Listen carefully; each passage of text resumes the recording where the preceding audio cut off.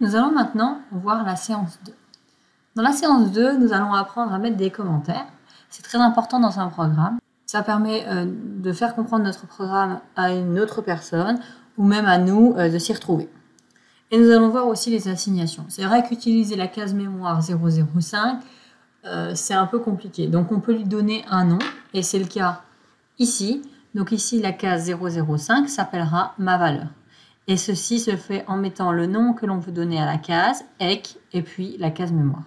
Donc nous avons 3 exercices. Le premier exercice, on nous demande de créer un programme qui additionne toutes les valeurs d'une table de 6 données et qui stocke le résultat dans 108 et 109. Pourquoi dans 108 et dans 109?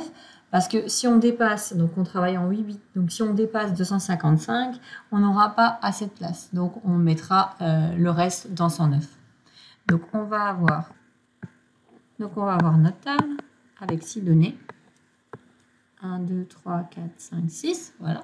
Et on va additionner donc ces 6 données. Et le résultat, on va le mettre dans la case mémoire 108 s'il est inférieur à 255. Et s'il est supérieur à 255, on incrémentera à chaque fois la case mémoire 109. Comme ça, ça correspondra à la partie haute et à la partie basse.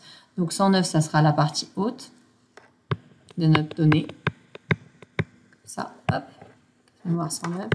Et 108, ça sera notre partie basse. L'exercice 2, on demande de créer un programme qui compare la grandeur de 2 tables. Donc on va aller calculer le nombre de valeurs dans chaque tableau. Donc un tableau qui est situé en 100 et un autre tableau qui est situé en 200. Si la table est finie, elle se termine par la valeur ici FF. Donc en fait, il va falloir aller regarder chaque donnée. Est-ce qu'elle est égale à FF? Est-ce qu'elle est égale à FF? Est-ce qu'elle est égale à FF? Est-ce qu'elle est égale à FF? Non, on continue. Est-ce qu'elle est égale à FF? Non, on continue. Est-ce qu'elle est égale à FF? Oui. Ah, si elle est égale à FF, ça veut dire que j'ai 1, 2, 3, 4, 5 valeurs. Je ne compte pas celle-ci. Donc la table là aura 5 valeurs et celle-ci, par exemple, aura 2 valeurs. Et au maximum, on nous dit que nos tableaux auront 100 valeurs. Donc si on a regardé nos 100 valeurs et qu'on voit qu'il n'y a pas de FF, alors on mettra maximum 100. Le troisième exercice, on nous demande de créer un programme qui comptabilise dans la case mémoire 00. On donnera des noms à tous nos cases mémoire, ce sera plus simple. Le nombre de valeurs contenues dans une table qui commence en 100. Donc ici, notre tableau, il commence en 100. Si la table est finie, elle se termine par 2 valeurs FF.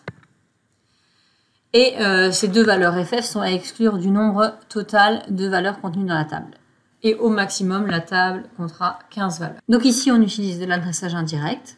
Je pense que ça paraît évident puisqu'on travaille avec des tableaux. Vous trouverez la correction de l'exercice 1 et ensuite essayez de faire les autres exercices tout seul. Ça vous apportera beaucoup plus que de simplement regarder la correction.